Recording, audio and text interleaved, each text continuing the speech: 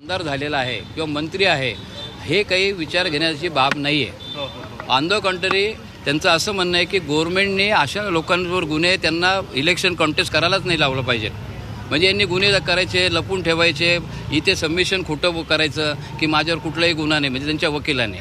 मग त्यांचाही तसं दोष नाही आहे. त्यांना जेवढी माहिती मिळाली पक्षकारांनी तेवढी त्यांनी केली. त्यांना अपील दाखल करण्याचा अधिकार आहे. शिक्षेला स्थगिती म्हणजे हे आपण काय म्हणू सस्पेन्शन करण्याचा अधिकार आहे कन्व्हिक्शनला, पण स्टे घेण्याचं ह्या कोर्टाकडे नाही आहे. हे इनहेरंट पॉवरमध्ये हायकोर्ट किंवा सुप्रीम कोर्ट करू शकतो. असे सगळे निवाडे आहेत ते दाखल केले. आता इथे प्रश्न हा झालेला आहे का कोर्ट आज म्हणतं आहे की तुम्हाला काय लोकल स्टँडीचा प्रश्नच नाही आहे. हा रिप्रेझेंटेटिव्ह ॲक्टप्रमाणे सेक्शन 8 प्रमाणे आम्हाला अधिकार आहे.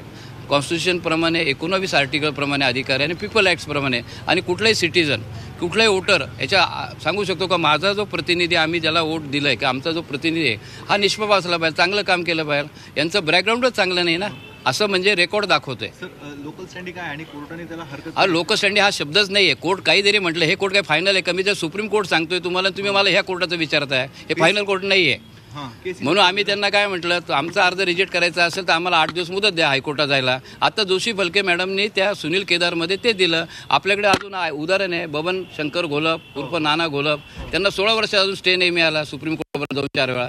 तुम्ही हे लक्षात घ्या गोष्टी की स्टे ऑफ कन्व्हिक्शन हा वेगळा प्रकार आहे आणि सस्पेन्शन ऑफ कन्व्हिक्शन म्हणजे त्याला फक्त निलंबित केली पण शिक्षा कायम आहे, दंड भरलेला असतो.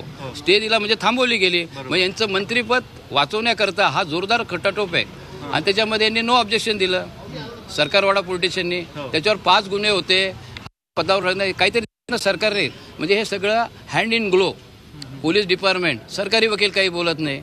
साहेब वरतून विचारतात का तुम्हाला लोकल स्टँडी काय, तुम्हाला नसेल तर आमची लोकल स्टँडी पडलं तर आम्हाला मुदत द्या 8 दिवस. आम्ही 8 दिवसात स्टे घेऊन येतो हायकोर्टातून. Okay, thank you. सर नेमके कुठले गुन्हे आहेत जे आपण म्हणतात की आहे? मग त्यांनी जे ॲफिडेविट केले ना इलेक्शनचं त्याची कॉपी घ्या आणि तुम्ही दाखवा काय दाखवायची. त्यांनी स्वतः त्यांच्या सहीचं आहे. इलेक्शनच्या पुढे 5 गुन्हे आहे, इन्क्वायरी चालू आहे त्यांची. निफाडला, नाशिकला आहे.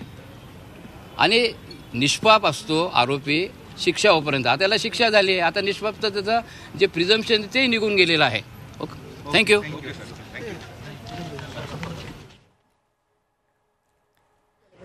तर दुपारनंतर याचिकेवर निकाल जाहीर केला जाणार आहे. जी याचिका होती त्याच्यावर हरकत घेण्यात आलेली आहे. हरकत याचिका देखील दाखल करण्यात आलेली आहे. सुनावणी संपलेली आहे. दुपारनंतर याच्यावर निकाल येईल.